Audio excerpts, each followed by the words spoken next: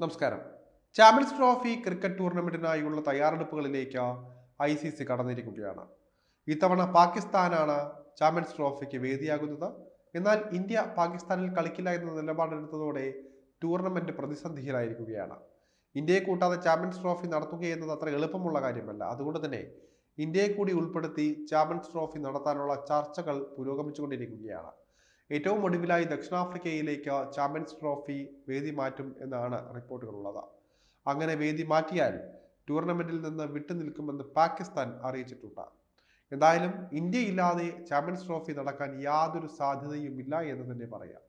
ഏകദിന ഫോർമാറ്റിൽ നടക്കുന്ന ചാമ്പ്യൻസ് ട്രോഫിയിൽ ഇന്ത്യൻ ടീം എങ്ങനെയാകുമെന്നാണ് എല്ലാവരും ഉറ്റുനോക്കുന്നത്. സഞ്ജു സാംസൺ വിക്കറ്റ് കീപ്പർ റോളിൽ എത്തുമോ? സഞ്ജു സാംസന്റെ സമീപകാല പ്രകടനങ്ങൾ മികച്ചതാണ്. എന്നാൽ ഏകദിനത്തിൽ നിന്ന് നിലവിൽ തഴയപ്പെട്ട നിൽക്കുന്ന സഞ്ജുവിന് ശക്തമായ തിരിച്ചുവരവ് സാധ്യമാകുമോ എന്നൊക്കെയാണ് ചോദ്യമായി ഉയരുന്നത്. അത് എളുപ്പമാകില്ല എന്ന് ഉറപ്പാണ്. 2 പേരെ വിക്കറ്റ് കീപ്പർ റോളിൽ ഇന്ത്യ പരിഗണിക്കും. 5 പേരാണ് ഈ റോളിലേക്കായി മത്സരിക്കുന്നത്. ഇവരുടെ സാധ്യതകൾ പരിശോധിക്കാം. കൂടുതൽ മുൻതൂക്കം ഋഷഭിനായിരിക്കും കിട്ടാൻ പോകുന്നത്. 1-ാം നമ്പർ വിക്കറ്റ് കീപ്പർ എന്ന നിലയിൽ സഞ്ജുവിനേക്കാൾ കൂടുതൽ സാധ്യത ഋഷഭിന് തന്നെയാണ് വരുന്നത്.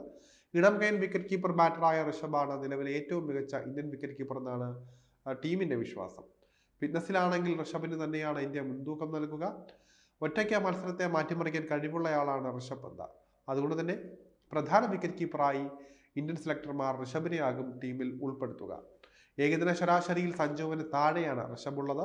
എന്നാൽ ഇമ്പാക്റ്റ് പ്ലെയർ എന്ന നിലയിലും എതിരാളികളുടെ പേടി സ്വപ്നം എന്ന നിലയിലും മധ്യനിരയിലെ വിശ്വസ്തൻ കൂടിയാണ് ഋഷഭ് പന്ത്. സഞ്ജു സാംസണെ 2-ാം നമ്പർ വിക്കറ്റ് കീപ്പറായി ഇന്ത്യക്ക് പരിഗണിക്കാവുന്നതാണ്. എന്നാൽ ഇതിനുള്ള സാധ്യതയും വളരെ കുറവാണ് എന്ന് തന്നെ പറയാം. നിലവിൽ സഞ്ജുവിനെ ഏകദിന ടീമിൽ നിന്ന് മാറ്റി നിർത്തിയാണ് ഗൗതം ഗംഭീർ പദ്ധതി മെനയുന്നത്. അതുകൊണ്ട് തന്നെ ഇന്ത്യ ഇപ്പോൾ പെട്ടെന്ന് സഞ്ജുവിനെ തിരിച്ചു വിളിച്ചേക്കില്ല. മധ്യനിരയിൽ സഞ്ജുവിനെ വിശ്വസിക്കാൻ ഗംഭീർ തയ്യാറല്ല. ടോപ്പ് ഓർഡറിൽ രോഹിത് ശർമ്മ തുടരുന്നതിനാൽ തന്നെ സഞ്ജുവിന്റെ പ്രതീക്ഷയും വേണ്ട. യശസ്വി ജയ്സ്വാൾ ഓപ്പണറായി ഉണ്ടായേക്കും. ഓപ്പണർ റോളിൽ ശുഭ്മാൻ ഗിൽ ഉള്ളതിനാൽ തന്നെ സഞ്ജുവിന് വിളിയെത്താൻ സാധ്യതയും കുറവാണ്.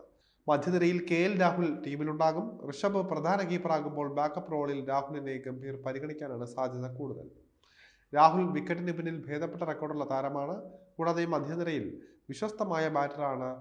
മോശം സ്ട്രൈക്ക് റേറ്റിന്റെ പേരിൽ ക്രൂശിക്കപ്പെടുന്ന താരമാണ് രാഹുൽ. എന്നാൽ ഏകദിനത്തിൽ രാഹുലിന് ഇപ്പോഴും നിർണായക റോളാണുള്ളത്.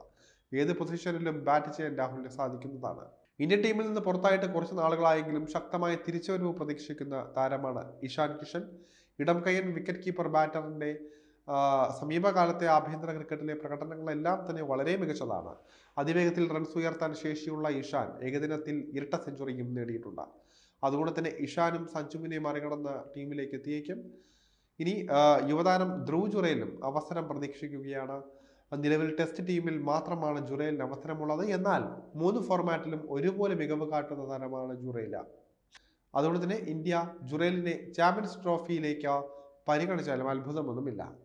ഗൗതം ഗംഭീർ യുവതാരങ്ങളിൽ വിശ്വാസം അർപ്പിക്കുന്നുണ്ട്. അതുകൊണ്ട് തന്നെ ജുറേലിന് സർപ്രൈസ് വിളി ഒരുപക്ഷെ ലഭിച്ചേക്കാം. എന്തായാലും കാത്തിരുന്ന് കാണാം എന്തെല്ലാം മാറ്റങ്ങളോടെയായിരിക്കും ഇന്ത്യ ഇറങ്ങാൻ പോകുന്നത് എന്ന്.